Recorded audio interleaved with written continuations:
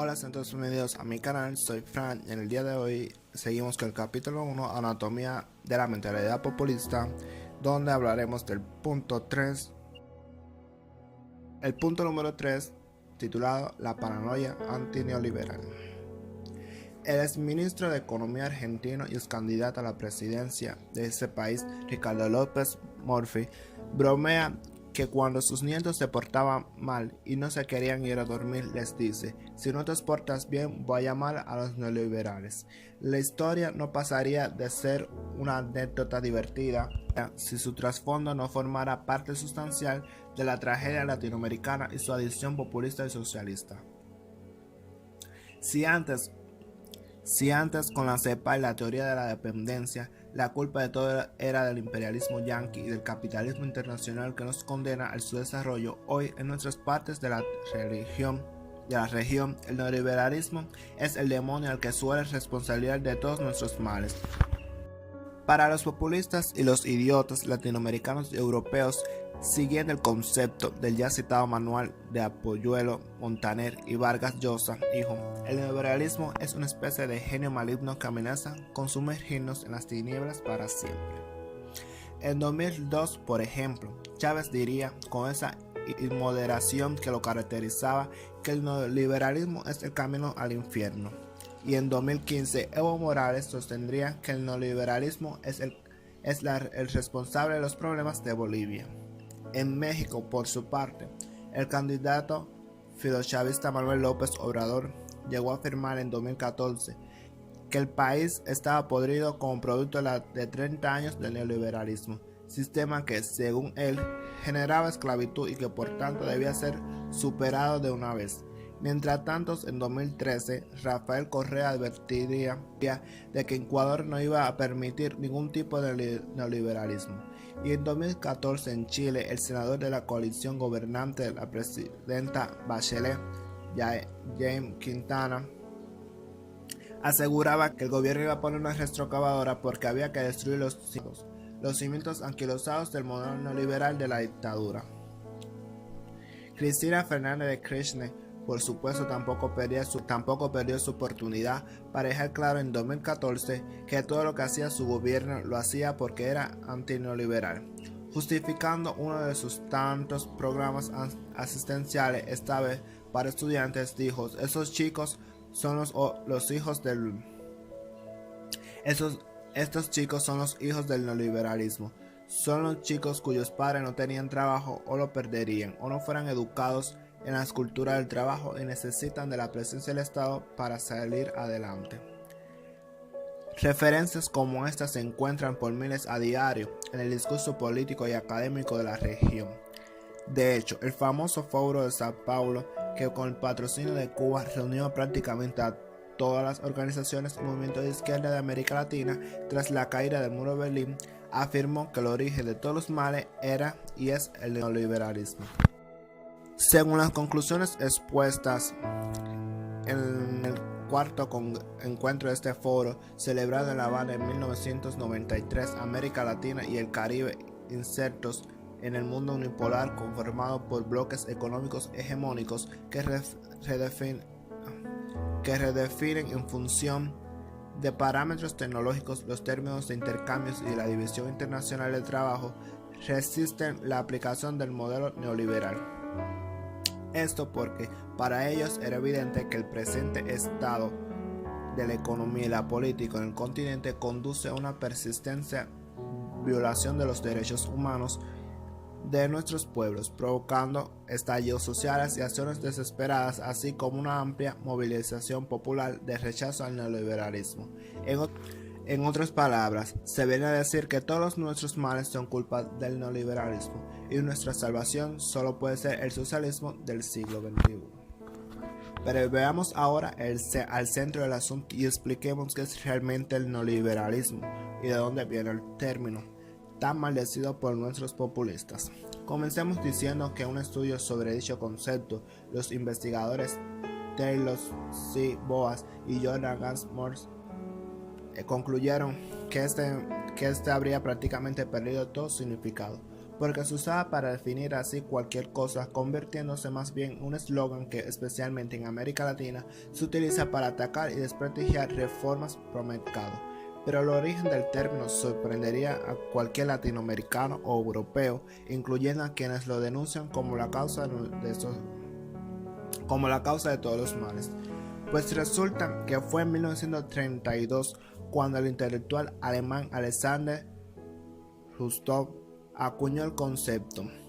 Rostow había sido un socialista que despertó de su sueño utópico para acercarse al liberalismo, intentando encontrar un camino intermedio entre capitalismo y socialismo. Por cierto que en tiempos de Rostow, cuando el marxismo y el fascismo eran la ideología dominante, defender algo intermedio como un neoliberalismo dejaban a este alemán como un campeón de la libertad. Un campeón de la libertad, comparado con la mayoría de la élite intelectual de la época. De todo modo, el concepto neoliberalismo en su origen es más cercano al mundo socialista que al mundo proveniente liberal. Hoy en día, en Alemania, el concepto neoliberalismo se refiere a la idea de economía social de mercado. Quien conserva Ludwig era liberal clásico responsable del milagro alemán de posguerra. Ahora bien, como dice Boas y Gans Morse en América Latina y luego en el resto del mundo, el término neoliberalismo se vino a asociar a las reformas económicas realizadas en Chile bajo Pinochet. La pregunta es si el sistema de libertades económicas creado por los Chicago Boys, como se llamó a las reformas a los reformadores chilenos, hizo de Chile el país más exitoso de América Latina. ¿Por qué deben entonces rechazar las ideas y reformas que estos llevaron adelante?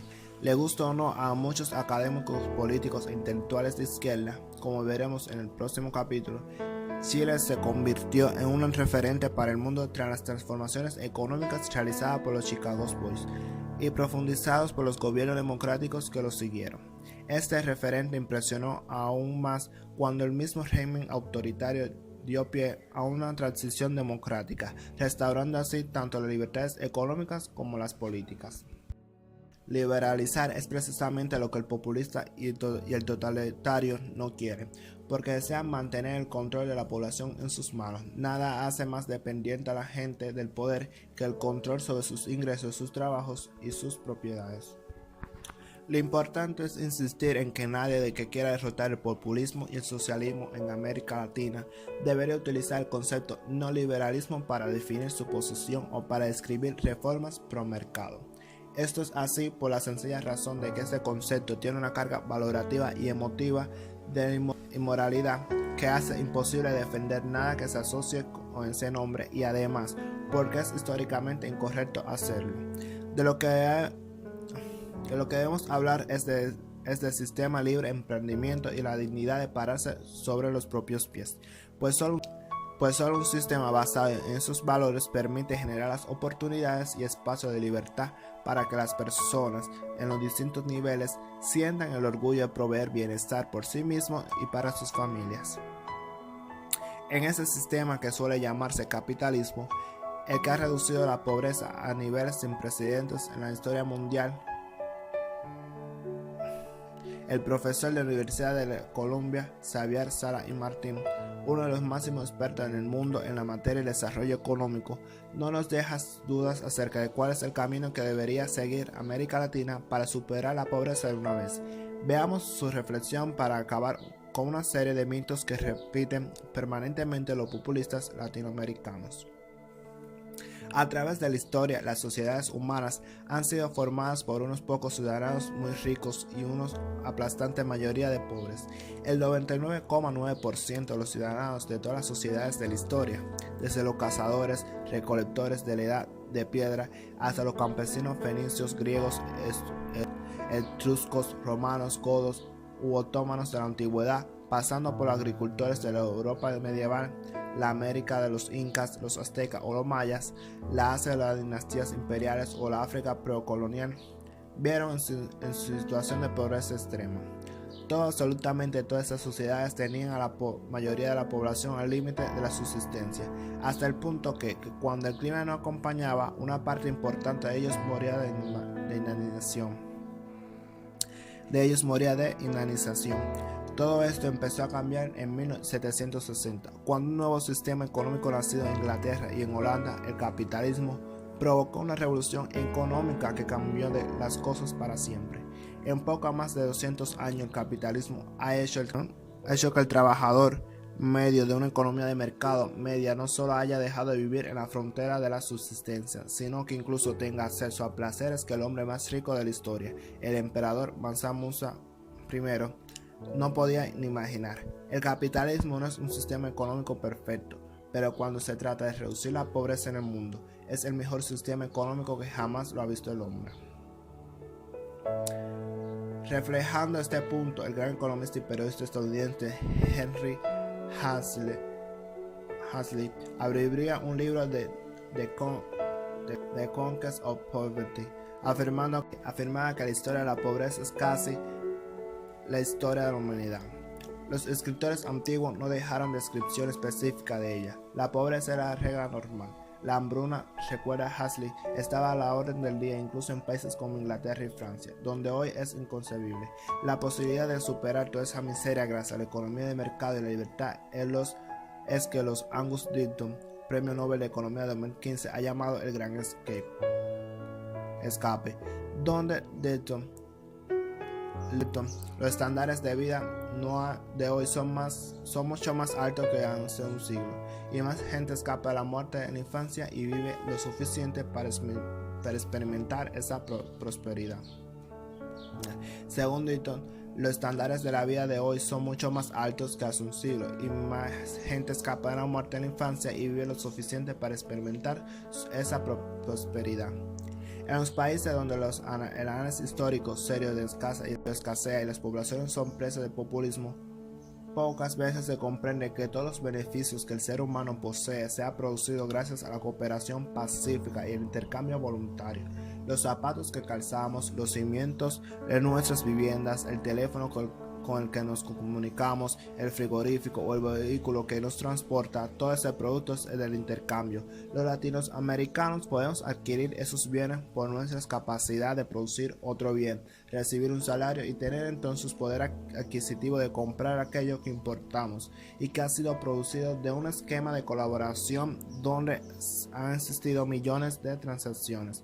Esto fue lo que Leonard Reed reflejó en su famoso ensayo de 1958, I Pencil, donde demostró que ninguna persona en el mundo sería capaz de producir un simple lápiz de mina por su cuenta, es decir, sin hacer uso del conocimiento especializado en los intercambios de otros.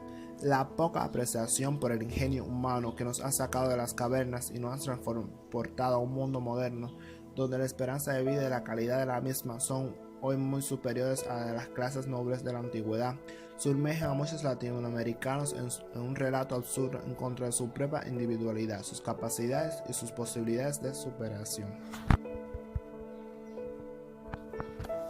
Más importante aún, en los países con mayor libertad económica, el ingreso de los pobres es un promedio 10 veces superior al ingreso de los pobres de los países con menor libertad económica.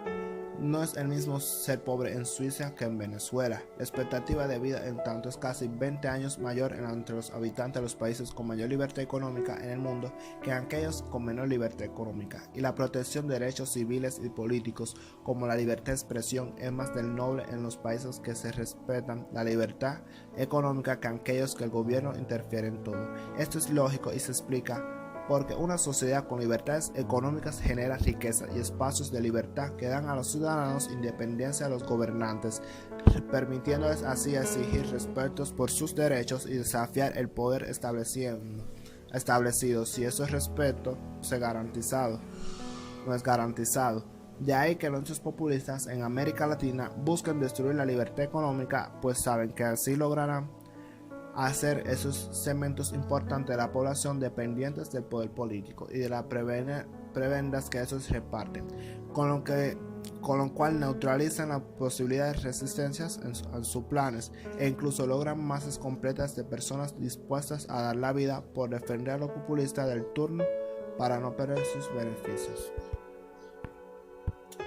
Veamos ahora cuáles son los países con mucha libertad económica, es decir, que según nuestros populistas han caído presos del malvado neoliberalismo. Bueno, entre ellos está Hong Kong, Singapur, Nueva Zelanda, Suiza, Finlandia, Canadá, Australia, Estados Unidos, Alemania, Dinamarca, Estonia, Irlanda, Suecia y Noruega, entre otros. No es que no haya otros problemas en sus países, especialmente en los que tienen demasiado gasto social, pero en general tienen instituciones que garantizan una sólida protección a los derechos de la propiedad, bajos niveles de inflación, economías abiertas al mundo, seguridad pública y gobiernos respetuosos con las reglas del juego.